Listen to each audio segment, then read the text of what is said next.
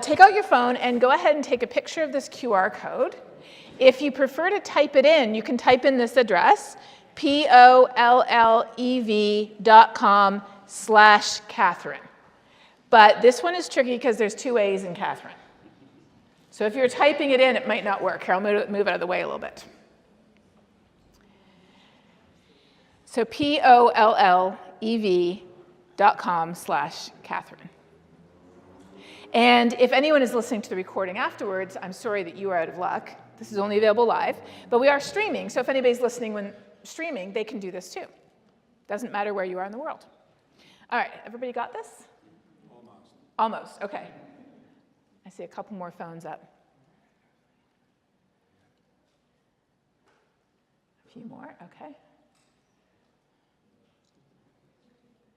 So when you go there, the first question I have for you, and if you missed it, there's a little QR code at the top. The first question I have for you is who are you?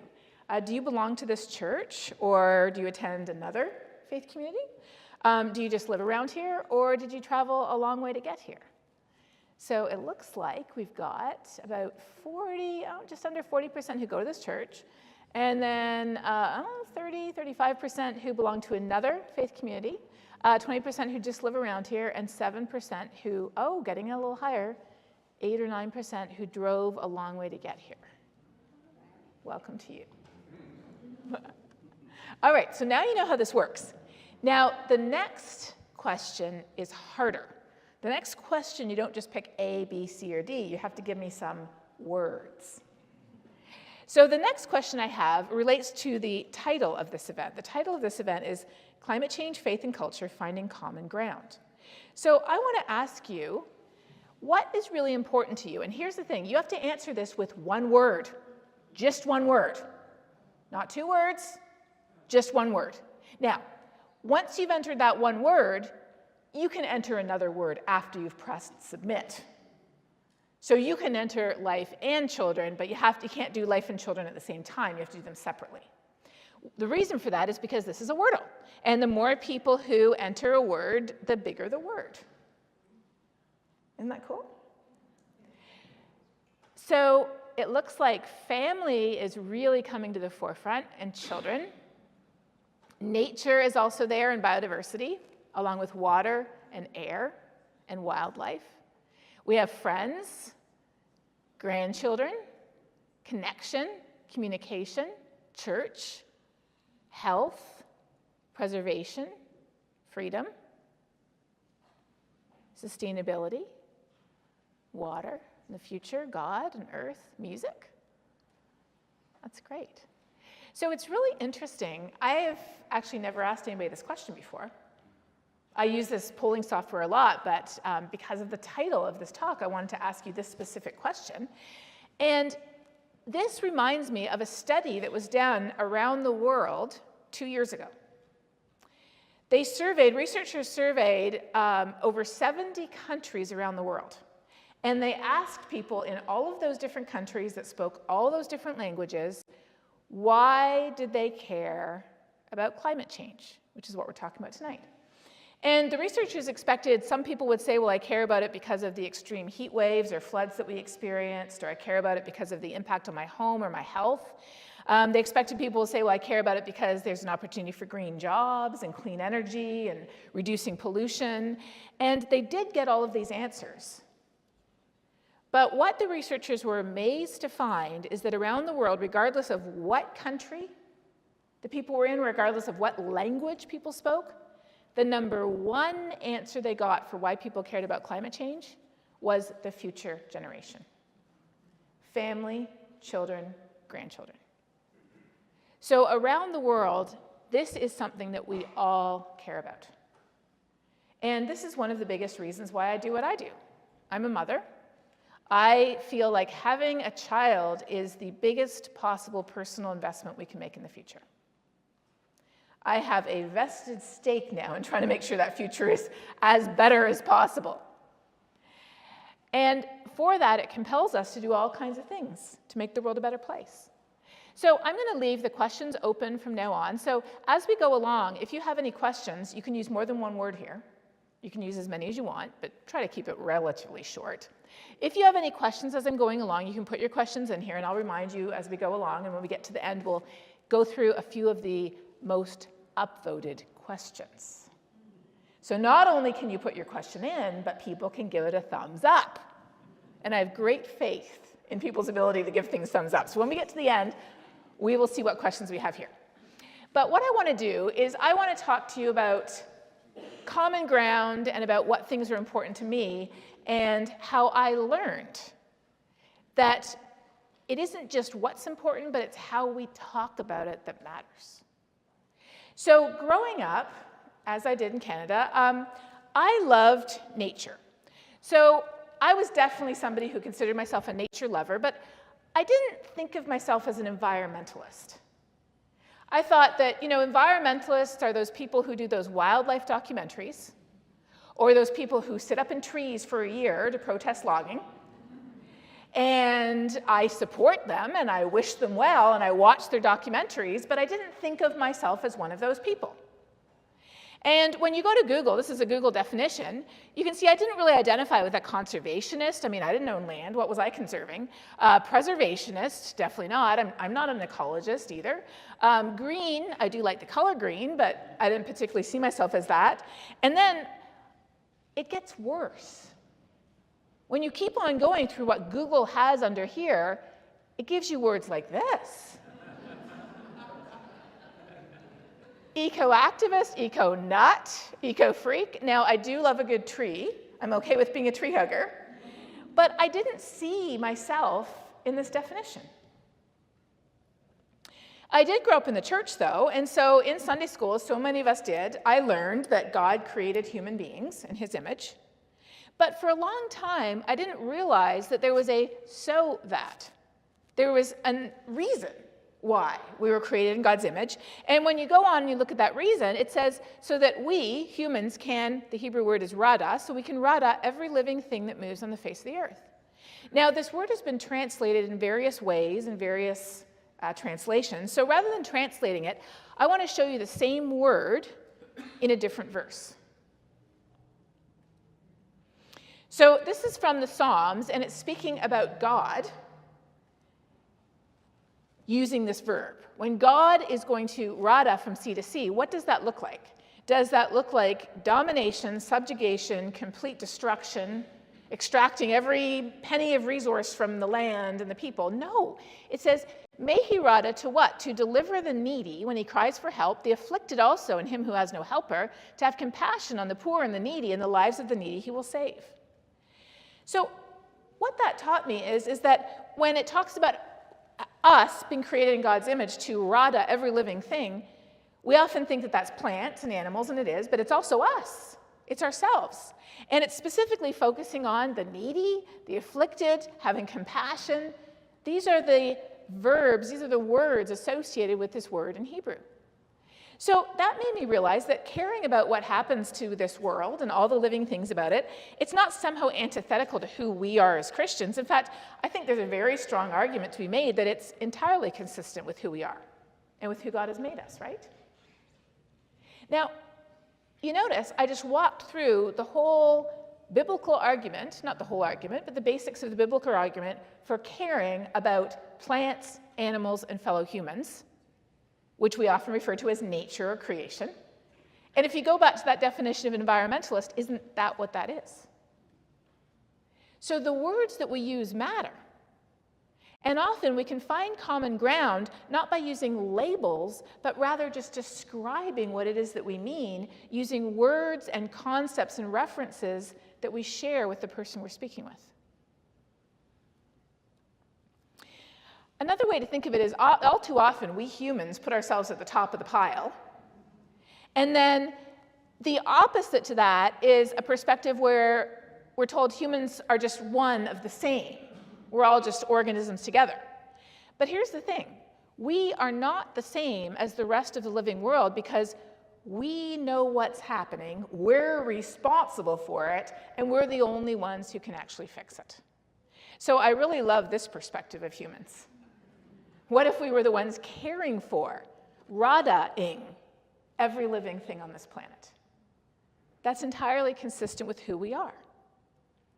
So when I was 9 years old, we moved down to South America, to Colombia.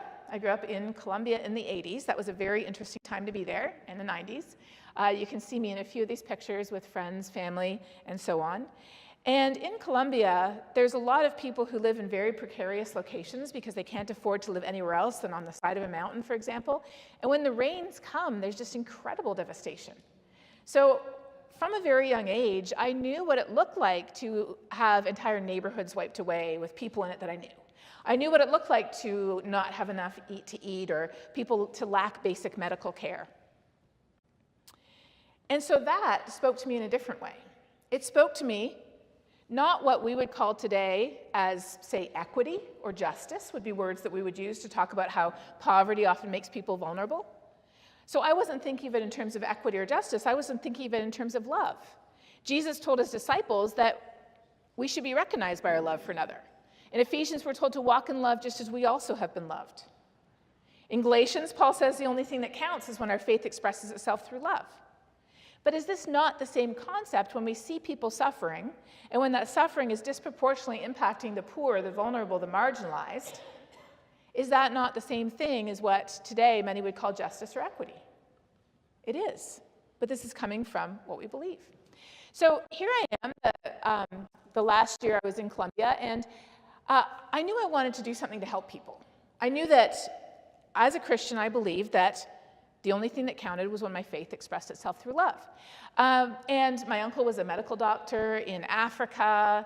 My parents were missionaries and teachers at local schools and churches in Colombia. But I have a slight problem.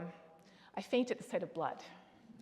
I've gotten a little better at that, but at that age, I was not going to be dissecting any cadavers. And so I was good at science. You can see I have actually the evolution of galaxies on my shirt there. I was good at science, so I decided, well, science does help people eventually because you're discovering new things. You're discovering new immutable truths about the universe, about this world we live in, and that helps people understand more better how to function in this world. So I went to school to study astronomy and physics at the University of Toronto, a ways north of here. And when I got to the end of my studies, I still needed a breadth requirement to finish my degree. And I looked around, and there was this brand new class on climate change. And I thought, well, that looks interesting. Why not take it? Now, at that time, I had the same perspective as, frankly, most people still do today. This is a map from just last year. It shows the whole US by county. And any county that's orange means more than 50% of people say yes. And the darker orange, the more people say yes. So if you ask people around the US, is global warming happening? Most people will say yes. 74% or 72% will say yes. And back then, I knew that climate change was real. And then you say, do you think it will harm plants and animals? And you know, it's pretty orange. It's about the same. So I also thought it would harm plants and animals. And then you say, do you think it will harm people in the future? And most people say yes, and I also thought, yeah, it will harm people in the future. But then the researchers asked, do you think it will affect you? Now, this is data from last year, by the way. This is not when I was going to school. But this is the perspective I had. I had the perspective that it would harm plants and animals and people who lived in the future, but I didn't have the perspective that it mattered today. So I took this class, and I was completely surprised to learn that climate change is already affecting us today, and that was a while ago. It is affecting plants and animals, but it's affecting people.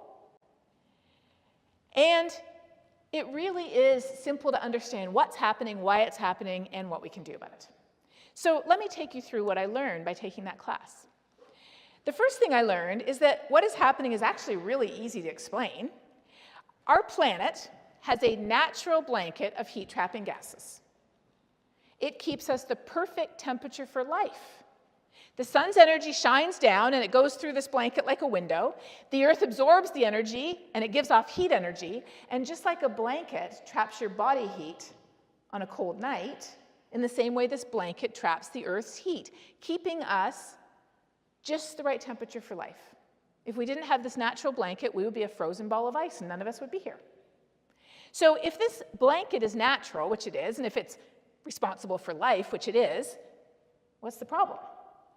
The problem is that about 200 years ago, we started digging up and burning massive amounts of coal and gas and oil. And when we burn that coal and gas and oil, that is producing 78% of our contribution to the extra blanket. And then deforestation, waste, and large-scale industrial agriculture are the remaining 22%. So as we dig up and burn all of these things, we are essentially wrapping an extra blanket around the planet that it doesn't need. Imagine if someone snuck into your room at night and they put an extra blanket on you. You'd wake up a little while later saying, hey, I'm hot, I didn't need the extra blanket. That's exactly what we're doing to our Earth. So I learned, first of all, that what's happening is really basic. But then the second thing I learned that surprised me was that it's already very serious. Remember, most of us think it's a future issue.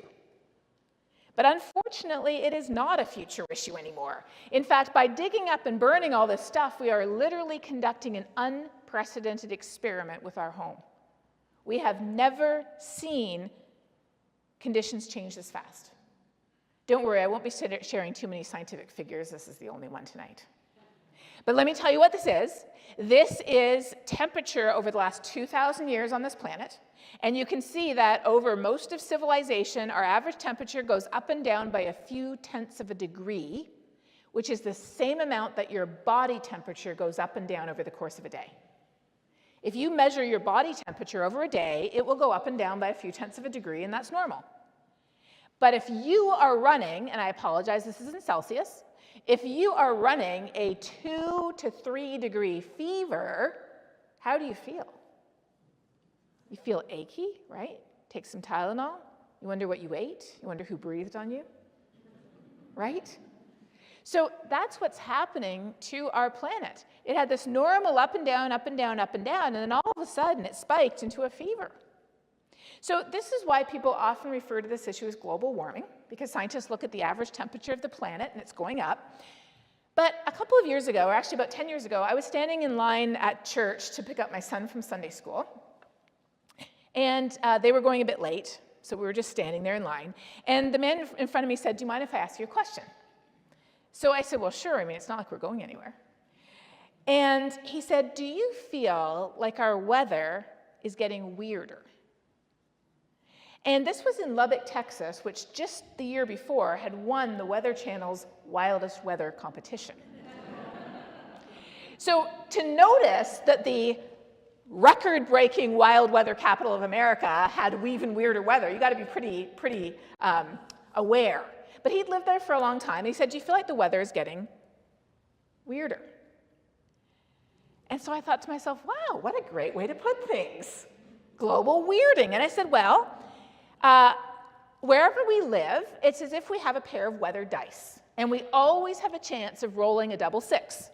So we've always had heat waves. We've always had floods. We've always had droughts and wildfires and hurricanes and ice storms. We've always had those. But as the world is getting warmer, it's like it's sneaking in, and it's replacing one and then another of these numbers with a 6 and then even a 7.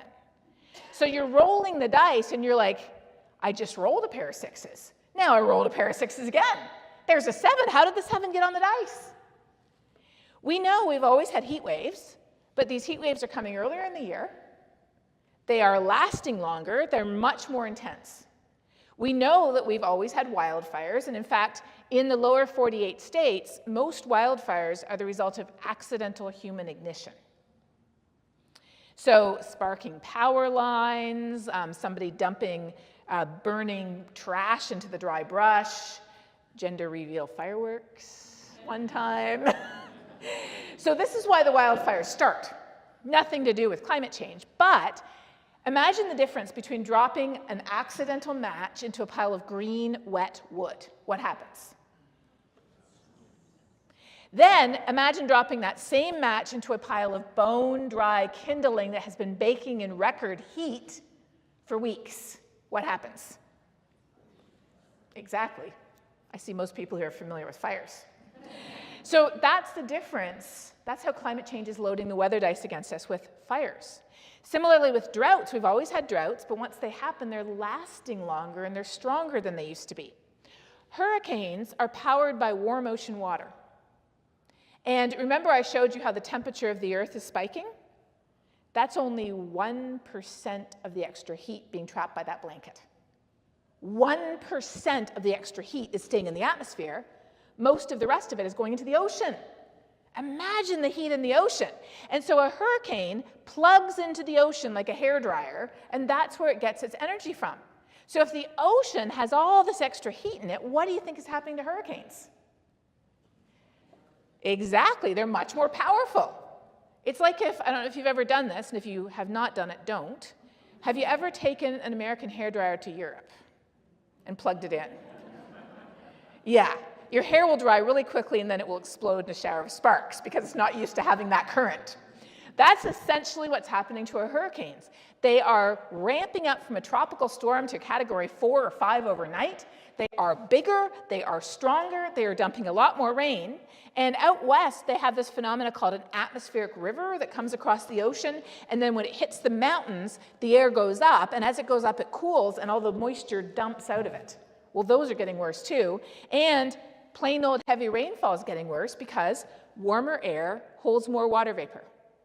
So when a storm comes along, there is more water vapor now than there was 50 or 100 years ago.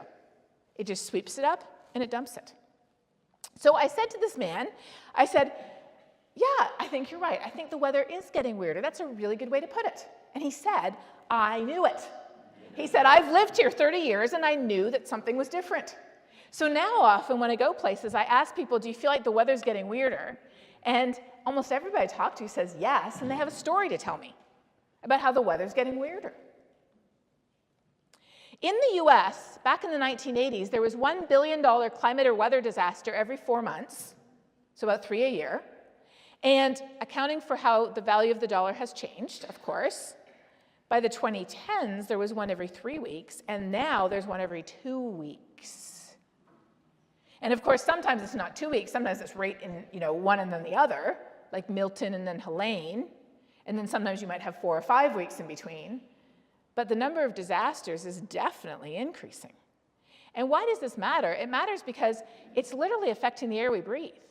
How many people were affected by the smoke from the Canadian wildfires 2 summers ago? Yeah. What about the food we eat? Did you know that since the 1980s, we've been losing $5 billion worth of crops a year just due to climate-related disasters? It's affecting the water we drink. Flooding pollutes the water. Drought limits the water. And it's affecting the buildings and roads and systems we use because you know what? They were all designed for conditions that don't exist anymore. I grew up in a house in Toronto that did not have air conditioning. When it was too hot in the summer, it was like 3 nights, everybody slept down in the basement. Well, my parents still live in the same house, and you can bet they have air conditioning. They would not be able to survive without it. Not everybody's so fortunate. So people often talk about saving the planet, but I don't like to say that. In fact, I don't encourage you to say that either, because this encourages us to dissociate, like, oh, it's the planet, not us. Well, the planet will be fine. It will be orbiting the sun long after we're gone. The question is, will we? Because we cannot even float around in outer space without the resources this provides. And I put a little asterisk on there because when I say us, who do I mean by us? Who does Genesis 1 refer to as us? Every living thing. In fact, think about it this way. If humans disappeared off the face of the earth tomorrow and all of the rest of the plants and animals were still here, how would they be? Just fine. Possibly better. If all of the plants and animals and every other living thing disappeared off the face of the earth except humans, how long would we last? A week is a bit optimistic, probably even less. So it isn't about saving the planet instead of ourselves. Our life literally depends on this incredible home that we believe God gave us. And it isn't just us. So the next thing I learned taking this class was not only that this is very simple and that this is very serious, but I learned that climate change affects us all, but it doesn't affect us all equally. So for me, up until that point, I was like, oh, okay, the science is interesting. The fact that it's serious, I need to take this a bit more seriously. But remember, what mattered to me, especially, was how people are affected by floods, by droughts, by extreme heat, by sickness. So I learned that climate change affects us all, but it doesn't affect us all equally. If you look at a map of the world, the darker the colors, the more affected those countries are. And we are seeing around the world that we have floods here, and then they have floods in Bangladesh, where multiple times a third of the entire country was underwater.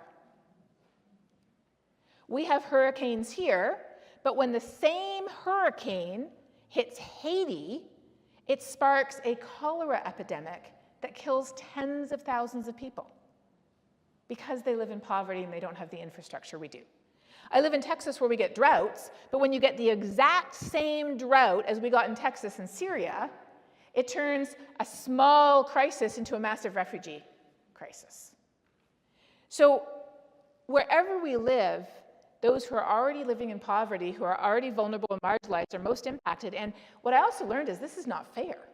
When we look at who is contributing to this blanket we're wrapping around the planet, the poorest 50% are responsible for 7% of the blanket. So when I hear people say, oh, we just have too many people on the planet. Well, if the 50% poorest people disappeared off the face of the planet, that would help 7%. The richest 1% are responsible for double the emissions of the poorest 50%. And that's not fair.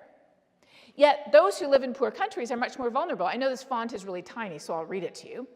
Basically, this is the number of people per 1,000 who are affected by these weather and climate extremes we talked about. Right at the top of the list, we have Malawi. Malawi is such a poor country that even though child marriage was outlawed 6 or 7 years ago, it went down for a couple of years, and then it started to tick back up again. And youth workers would go to these towns and villages and families, and they would say, why did you do that? It's illegal to do that.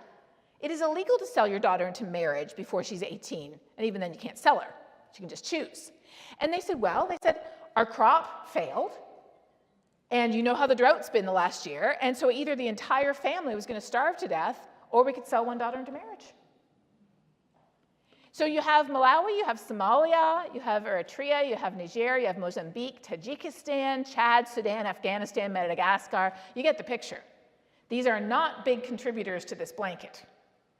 Australia is the only one that's up there, and Australia has certainly seen its share of impacts. Since 1960, the economic gap between the richest and poorest countries in the world has increased by 25% already thanks to climate change. So I learned that climate change is not a separate bucket issue. Climate change is the whole in all the other buckets. If a family, a community, a town, a country is struggling with poverty, climate change makes it worse. If people are struggling with hunger, climate change makes it harder to get food. If people are struggling with having a safe place to live, all these disasters that are happening makes it worse. Climate change is the whole in every other bucket, taking all the other issues we care about, poverty, hunger, disease, lack of access to basic health care, education, a safe place to live. It's taking all these issues and making them worse. So taking this class, I realized, well, what is climate change other than a failure to love? How is it loving to shut our eyes and plug our ears to the suffering that is already happening today to people around the world? Now, what was also really important for me in that class was I learned that we have good answers to the common objections we often hear from people we know. So I'm going to ask you to go ahead, take out your phone again.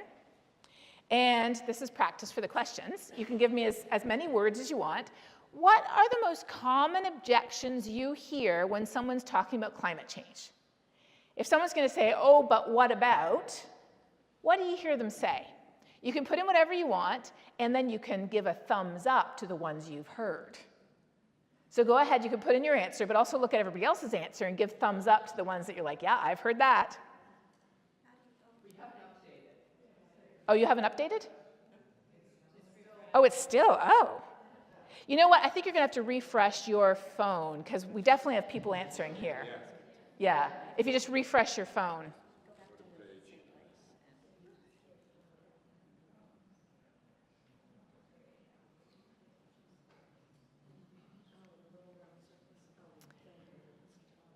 Okay, so we've got 3 upvotes for not real. And we've got, oh, nothing I do will make a difference. It's too expensive. It goes through a cycle, yeah. Nothing I do will make a difference. Can't do anything about it. It's too big a problem for me to help. We're entering an ice age. Yeah, I've heard that one too. Yep. Too expensive.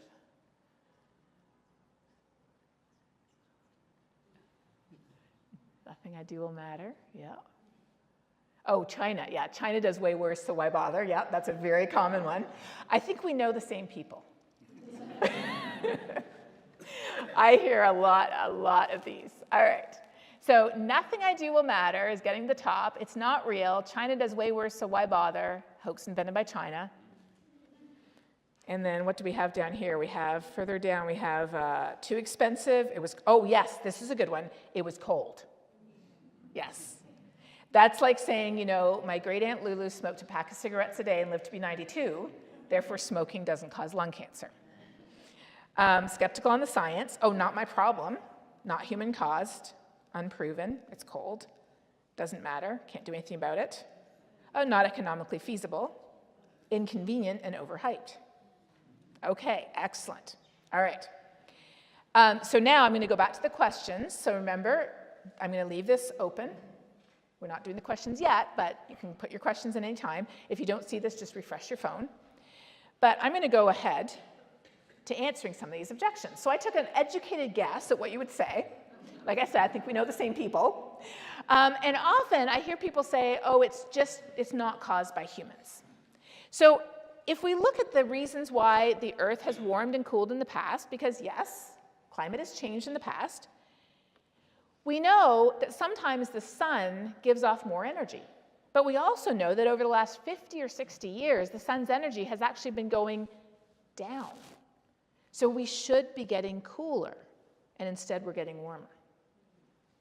What about a natural cycle? Well, what people often don't realize is that natural cycles like El Nino, they don't create heat out of nothing. That would be magic. They just move heat around the climate system, from east to west, north to south, ocean to atmosphere, and back again. And if the whole planet, east, west, north, south, atmosphere, ocean, is all warming, it can't be a natural cycle because all it does is move things around.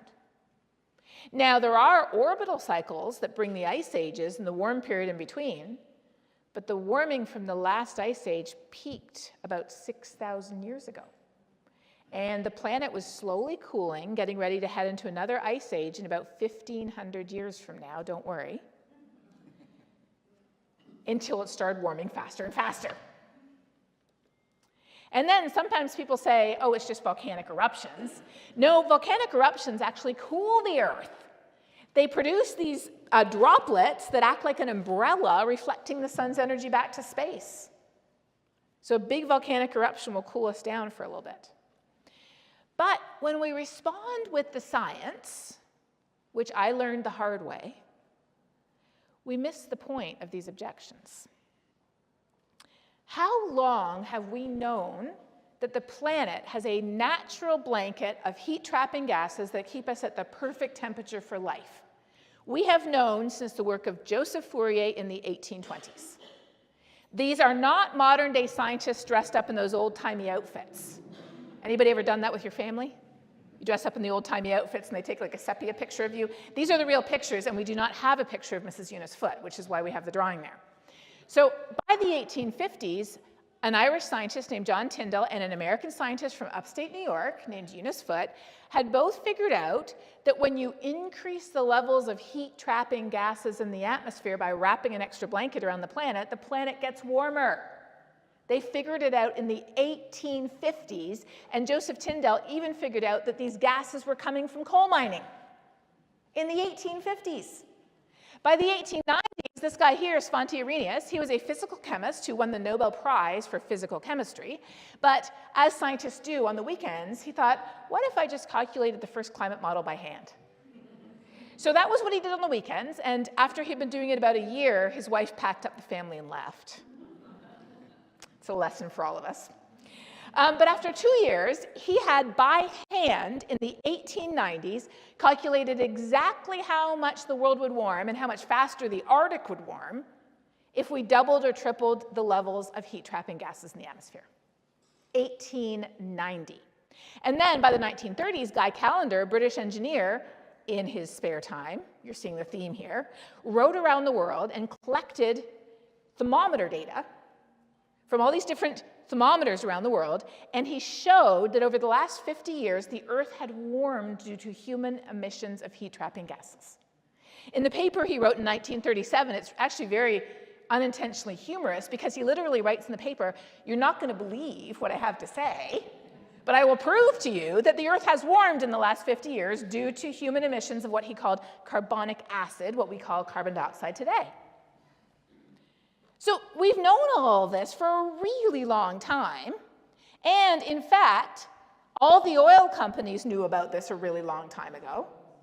All the car companies knew about this a really long time ago. They had their own scientists studying this. Scientists formally warned a US president in 1965 about this. That was Lyndon B. Johnson. And that whole time, no one was saying, oh, it's just a natural cycle, or it's not real, or what about China, or it's too expensive. Nobody was saying any of that. None. When did people start to say any of those objections? They started to say them right around the late 80s and early 90s when NASA scientist Jim Hansen testified to Congress that climate change was real, when Time put the planet on the cover, when the Intergovernmental Panel on Climate Change produced their first doorstop of doom, as I think of them, those big reports they do about climate change. That was when climate change moved from a comfortably future issue that we didn't have to do anything about because it was in the future, to a present issue. That was when it moved from a future issue to a present issue. And as soon as it moves from a future issue to a present issue, what does that mean? It means we have to do something about it. Well, if you remember way back there, what percent of this problem is caused by digging up and burning coal and gas and oil? 72%. Yes. And back then, in 1990, if you look at the 20 richest companies in the world, almost all of them made their money from digging up, processing, selling, or making things that burned fossil fuels. And so they invested, and there's a really good movie you can watch this weekend if you want. It's called Merchants of Doubt. They invested in muddying the waters. They said, we don't have to convince people it isn't real. We just have to convince people we don't know. Maybe it's real, maybe it isn't. Maybe it's human caused, maybe it isn't. Maybe it's serious, maybe it isn't. And so that is when the arguments began. But the point of these arguments is not to actually question science that was done in the 1850s. If people really wanted to question that science, they would have done it in the 1850s. The point is to do nothing. So any sciencey excuse will do, any religious-y excuse will do. God's in control. Why does it matter? The world's going to end anyways. Maranatha, come Lord, come. And so we hear these arguments, but they're all excuses to avoid action. There's these 5 flavors of climate denial we run into all the time. The first is, as you said, it's not real. Second, it's not us. Third, it's not serious. Fourth, it's too hard to fix. Fifth, oh, it's too late. Nothing we can do. Sorry about that. And sometimes people think it's better when we move down the scale. It isn't better because what is the end result of every single one of these arguments? Doing nothing. That's the whole point. So on It's Not Real, in Christian circles in the United States, we often hear a lot of people talk about this one. This is a now deceased senator from Oklahoma who wrote a book called The Climate Hoax.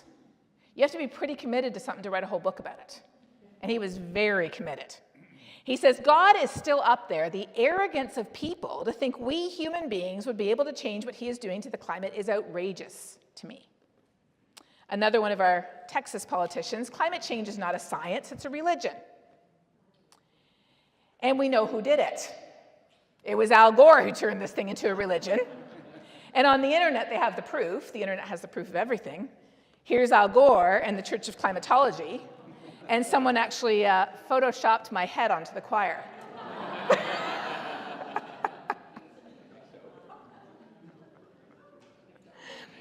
So this is somebody you don't know. This is a professor at UC San Diego called John Evans.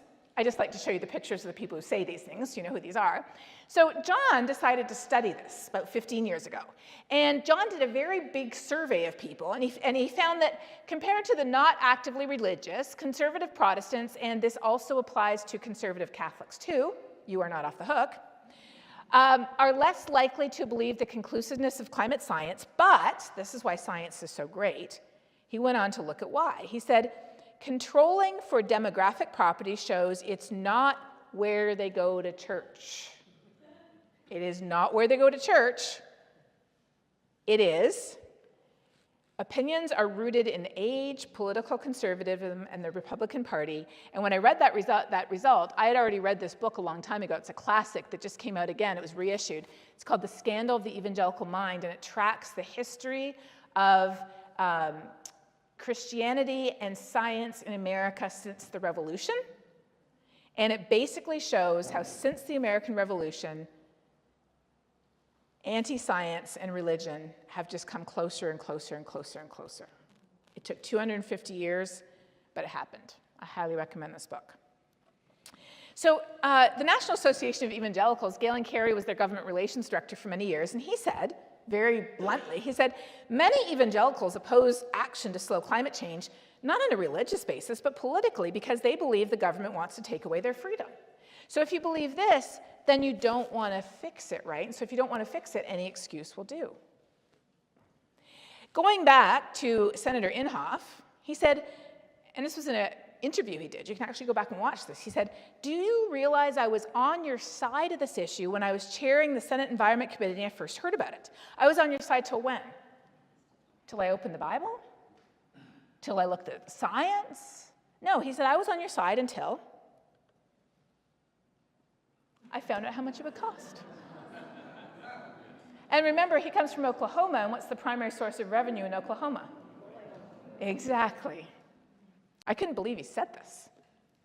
So what this reminds me of is in the book of James, there's a verse that says, anyone who listens to the word but does not do what it says is like someone who looks at their own face in a mirror, and after looking at themselves, they go away and they immediately forget what they look like. So what do we have? We Christians in the United States today have been told that we cannot trust God's creation. We shouldn't love the poor and the vulnerable. We have let ideology rather than theology shape our beliefs and attitudes. There is nothing Christian at rejecting the responsibility to care for every living thing on this earth and to love each other as we've been loved by God. So I realize that caring about God's creation, which includes people and other living things being affected by climate change today, it is a genuine expression of our faith and a faithful acceptance of our responsibility, and it's a true expression of God's love. So this is what made me decide to become a climate scientist. The reason why I'm a climate scientist is because of my faith. It's because of what's important to me. It's because I am a mother, because I care about family, but most of all, it's because of what I believe. And I believe that we are to love others as we've been loved, or as they say in Texas on road signs, that love thy neighbor thing, I meant it, sign God.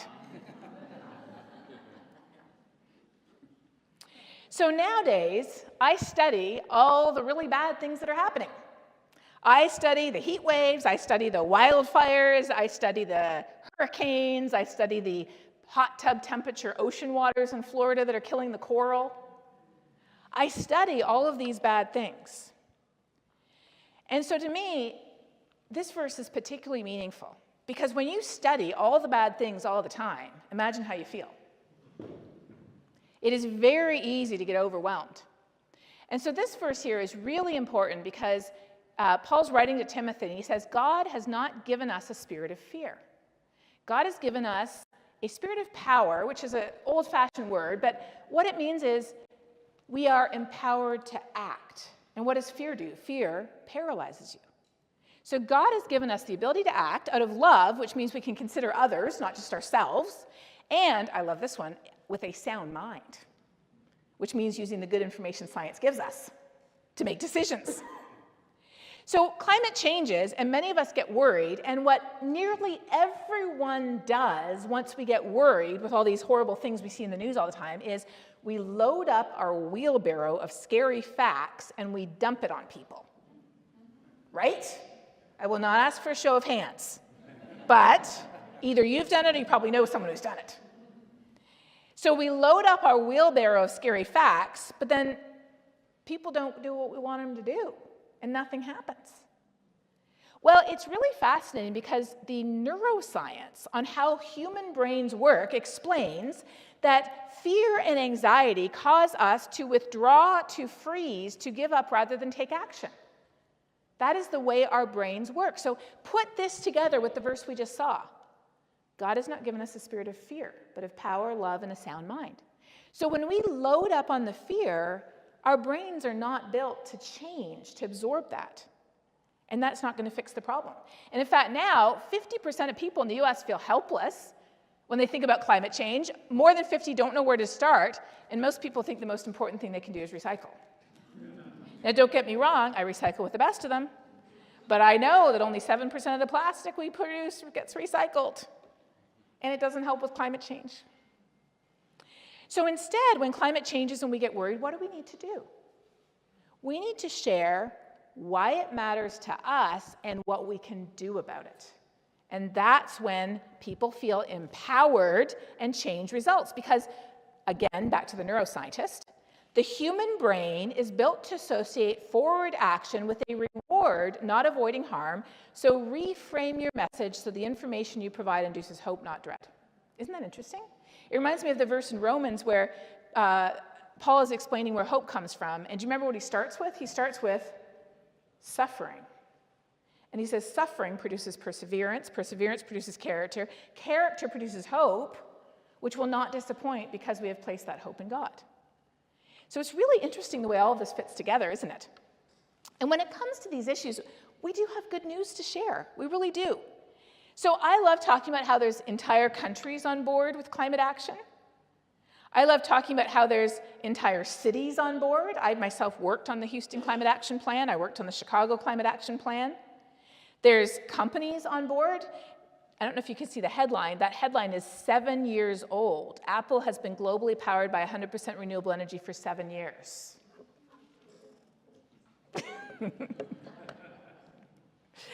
Universities and seminaries are on board. The Anabaptist Mennonite Biblical Seminary in Elkhart, Indiana, for many years had the largest solar array in northern Indiana. We know, of course, churches are on board.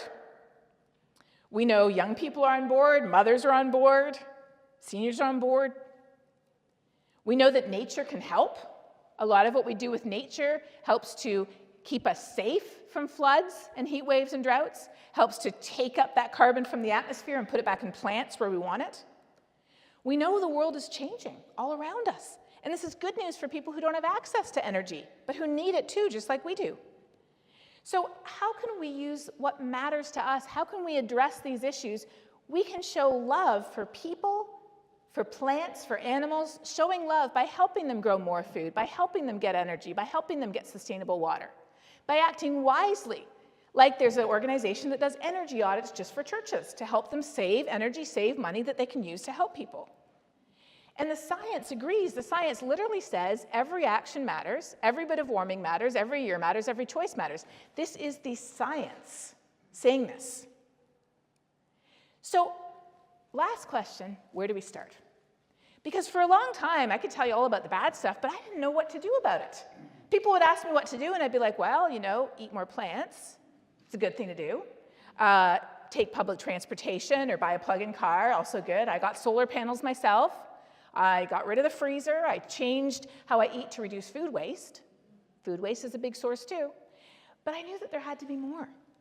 So I went back to these maps, and we left off, this is the map that, do you think it's real? And then this is the map, do you think it will affect you personally? And then when I was playing with these maps one day, I realized there was another map that was darker blue than this one. And it was the map that asked people, do you ever talk about it? Look at that. Now, think about this. We are such social creatures, we don't even think about the importance of talking. Babies babble as soon as they can. Talking is how we interact with the world around us, verbally or in written form, or just doing things and seeing other people see us. A study just came out this week, specifically looking at Christian congregations in the US, and they found that 90% of Christian religious leaders in the United States accept the reality of climate change and have never mentioned it to their congregations. 90%. And then it gets better or worse, depending on how you think about it.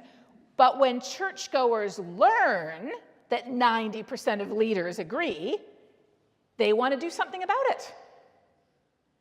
So, as crazy as it sounds, I have become convinced that the most important thing each of us can do that we are not doing is talk about it. It is like the first domino that we're knocking over in this long chain of dominoes that leads us to a better future. But remember, are we talking about all of the scary, fearful things?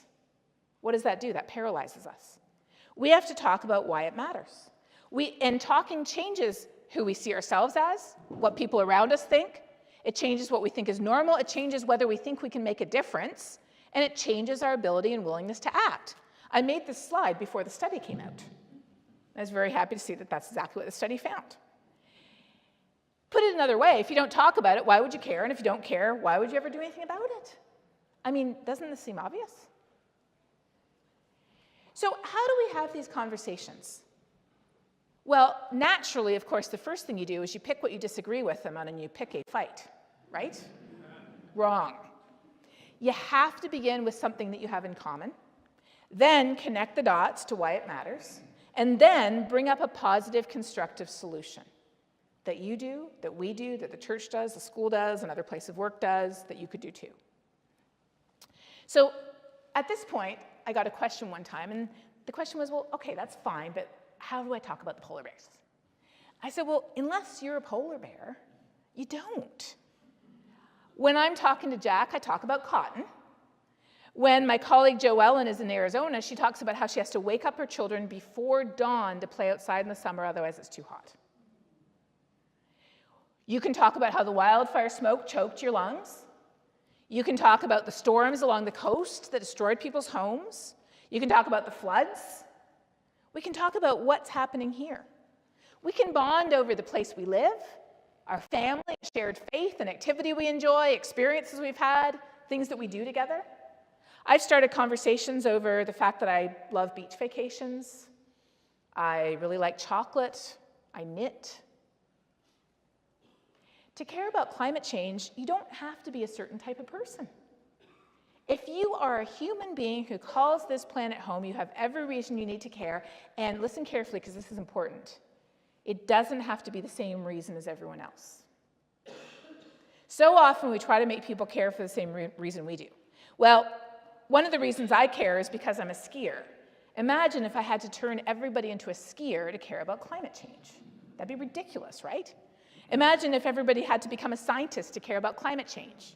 Imagine if everybody had to be a parent to care about climate change.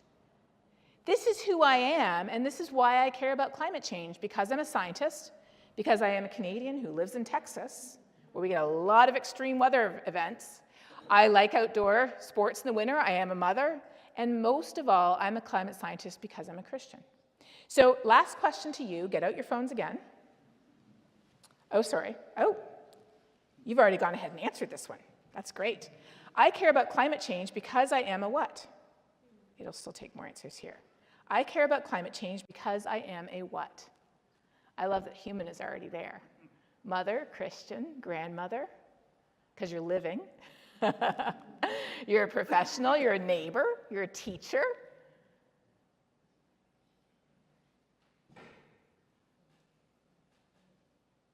parent, educator, nurse. I don't want these words to be the same. We want these words to be as unique as every person is. So what is your job when you have the conversation? Is it to make everybody care because, we got a librarian? Is it to make everybody a librarian so they can care like you do? No, it's to help them see who they are and how whoever they are is already the perfect person to care, right? Don't you love this? All right, a few last thoughts before we go to your questions. You've already got your questions here. So a few last thoughts, and then we'll go to your questions. So this is your last chance. If you have a question, you want to upvote a question, you got like 2 more minutes to do it. But also pay attention here. So what do we need to do? The way I think about it is we have to help people connect their head to their heart to their hands. What's in the head? Information, facts, news headlines, all of that stuff we see in the news. That's all in our head. What's in our heart? Well, you already told me what's in your heart, right? Family, children, nature, faith, garden. But the whole world could be worried or concerned. And in fact, the majority of people are worried and concerned. But remember, do people know what to do about it? No. So we have to help people connect their heart to their hands. What can they do to make a difference? And we can share the good news about how solutions, clean energy, efficiency, nature-based solutions, they give us clean air and water, they protect us from disasters, they give us better health, more affordable energy, they reduce inequalities, they create healthy ecosystems and food systems. They give us that better world. And doesn't everybody want a better world? You could be forgiven for thinking a few people don't want it, but most people do. So that's why every week I have a newsletter called Talking Climate. And every single week, I share a piece of good news in green. I also share a piece of not so good news, not about polar bears, but about, senior citizens or coffee or in vitro fertilization or diabetes or our insurance rates. It's in red, so you can skip it if you need to. It's okay. And then every single week, I also share blue, what you can do. Every single week. Good news, not so good news, and something you can do. And it's called Talking Climate because what's the purpose of the newsletter? To give you something to talk about every week. So often we think that climate action is this giant boulder sitting there with only a few hands on it, and if I add my hand, it won't make a difference, right? But by talking about the solutions that are happening in your town, in your place of work, in your school, in your church, if anybody wants a conversation about what's going on, just look at what Dickinson is doing. That'll keep you busy for a couple months. When we talk about what's being done, we realize that climate action is already, that boulder's already rolling down the hill and it's got millions of hands on it. If I add my hand to a moving boulder, it will go faster. And that's what we have to do. So this is one of my favorite quotes to conclude, attributed to St. Augustine, but not likely written by him. Hope has 2 beautiful daughters. Their names are anger and courage. Anger at the way things are, and courage to see they do not remain as they are. So that's why when I talk about climate change, and this is my title at the end, I often just call it Loving Our Global Neighbor. Because what is this issue other than a failure to love? Thank you.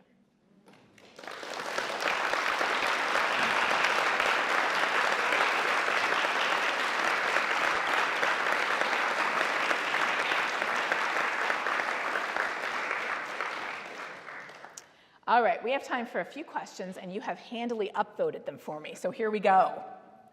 How do we get people to act? Well, remember, most people are already worried. In fact, let me give you the numbers. Almost 2/3 of people in the US are worried about climate change, but you know how many are activated? 8%. 8% are activated. So most are worried, but only 8% are activated. So are more scary facts going to motivate the worried to act? It isn't. Researchers even asked people, if you're worried and you're not motivated or you're not activated, why not? And they said, I don't know what to do. I don't think what I do will make a difference, and nobody ever asked me to do anything. So the answer to this question is, you have to help people see what to do, help them see that they can make a difference, and ask them if they'll do it. That's what we can do. How do we counter the notion that environmentalism is at odds with employment, economic growth, et cetera? This is actually my newsletter this week. There's a quote from a famous Canadian in it who said, I think the year that we were both born, that there is no economy on a dead planet. So we already know, in fact, this is in my newsletter this week, there's a study showing that if the world warms another 0.8 degrees Celsius, it's already warmed 1.2, if we get to 2 degrees Celsius, on average, each individual around the planet will see a 16% decrease in their income. On average, each individual on average will see at least a 16% decrease in their income if we just see another 30% of warming. I don't know if you live in an area like I do, but last year, our homeowners' fees went up 70%. Anybody here a member of an HOA? You know the email chains? The email chains got busy. Why was it up 70%? Who made these choices? So I clicked on the PDF and I looked at the line-by-line costs, and I realized that the entire increase was due to two things. 2/3 of it was our insurance rates skyrocketed, and the other third was all of the vegetation died because it was over 100 degrees for 2.5 months. So why was our homeowners insurance going up? It was because of climate change. And so I actually said, here's an article from the Federal Reserve in Dallas stating that homeowners insurance is skyrocketing due to climate change. I pushed send, and then I turned the email chain off. We are already being impacted. And so if people think that it is against employment and economic growth, I say, well, guess what? For the last 10 years, the fastest growing jobs in the US have been wind energy technician and solar panel installer. And when people say, what about China? I say, yeah, what about China? Last year, they installed more solar in a single year than the US has in its whole history. Yes. So there are economic stories of losses already happening, and there are economic stories of gains happening that you can share. So this is actually a good example of where to begin the conversation. What are some practical things we can do to support sustainable living? So let's see if I have, just a second here. I had a slide I wanted to show you on that, and I felt it was here. Nope. Well, if you go to, let's see, just go to here. Oh no, it's doing this thing again. Just a second here. Sorry. My computer does some weird things sometimes when it's plugged in, so let me just get this. There we go. So every week I share in my newsletter, and here is, just give it a second here, here is the QR code for the newsletter. If you're interested in getting it, you can just take a picture of it with your phone. Every week I share something we can do, but the most important thing we can do has nothing to do with our personal carbon footprint. Think about it this way. Go back 200 years and imagine that you're an abolitionist. There were probably, when was this building built? 1850s, 60? Okay, so I was going to say there were probably abolitionists who met in this building, but that's a bit close to the Civil War, so it's probably right around then. But there were abolitionists in this town. And when you were an abolitionist, you typically would boycott cotton and sugar because those were grown on plantations through slave labor, right? Now, imagine if the only thing abolitionists had done was boycott cotton and sugar and nothing else. They just proceeded with their life as usual. Nothing else was done. Nothing else was said. What was the thing that really triggered social change? How did women get the vote? How were civil rights enacted? How did apartheid end in South Africa? It was never because a famous person or a rich person or the person in charge sort of woke up one morning and said, oh, let's just fix things. It was because average people use the power of their voice to call for change. So the most important thing you can do to live more sustainably is do something, anything. And every week I have suggestions on what you can do. Do something, anything, and then talk about it. Share it with people. Make it contagious. That is the most important thing we can do. So how do we engage with people who have embraced right-wing ideology? Well, 11% of people in the country are what's called dismissive. And dismissive people, my definition is, if an angel from God with brand new tablets of stone that said global warming is real, in foot-high letters of flame appeared before them, they wouldn't believe him. So if they wouldn't believe him, why would they believe me or you or anybody? How can you tell if someone's dismissive? You can tell because they bring this issue up all the time like a sore tooth. They're always posting on Facebook, or they're always bringing up in conversation how it's not real, or it's just volcanoes, or, carbon dioxide is plant food, or solar panels are worse, they're polluting more land than fossil fuels, or wind turbines are killing birds. They're always bringing that stuff up. And so frankly, if we know someone like that, and a lot of us do, I have a family member, you might too, the best thing to do is say, I'm sorry, you're wrong, I love you, now let's talk about something else. But with everybody else, how do we start these conversations? Start it with something that we have in common, connect the dots to why it matters, and bring in a positive, constructive solution they can get on board with. So I'm going to close. And why do so many fail to conserve the environment? If you're conservative, shouldn't you conserve the environment? They've lost their way too. I'm going to close with one story. And this is actually a story from my book, and I didn't even realize it, but Pamela told me they actually have a few copies of my book over there. So if you wrestle somebody else out of the way, you might even get over there and get one of the last copies, and I'm happy to sign it for you. So in my book, I tell the story of my colleague John. And John is also a Christian too, and he's from Australia. And John's father was a dismissive. So every time John would go home for dinner, his father would be like, well, John, I read there's more polar bears now than there ever have been. So how about those people who say they're disappearing? So John was so incensed that he ended up going back to school. He already had a degree in solar physics, which you think would qualify him quite well. He went back to school and he ended up getting a PhD in cognitive psychology. John became a global expert in all the sciencey-based myths that people have about climate change. He created this amazing website called Skeptical Science that has an answer to 200 sciencey-sounding arguments against climate change. He created a series of videos on YouTube called Cranky Uncle. He wrote a book called Cranky Uncle. Do you think any of that convinced his father? It didn't. But his father had some characteristics, some values, some common ground. And his father was someone who was very independent, very thrifty, and, liked to stick it to the government if he could. So one day, John found out that there was a rebate on solar panels in the rural area of Australia where his dad lived. So he crunched the numbers. He realized it was a very smart financial decision for his dad. He told his dad about it. His dad got his solar panels, and he started to become more thrifty, more independent than he was before. Pretty soon, every month, he was sending John a list of how much money he'd saved, and how much energy he'd generated, and how much more he was sticking it to that foolish government who gave him that rebate in the first place. And then about 2 years later, John was having dinner at his dad's house, and in the course of conversation, after he had said how much money he had saved that month from his solar panels, he said, "Oh, global warming. That's such a serious problem, and I've always thought so." And John said he almost fell off his chair. He said, "I went and I got a PhD in cognitive psychology, and I couldn't even imagine that happening." What had happened was his father, remember, all of those, it's not real, it's not us, we can't fix it. What is the goal of all of those? To not act. But what John's dad had learned is that action made him an even better version of who he already was.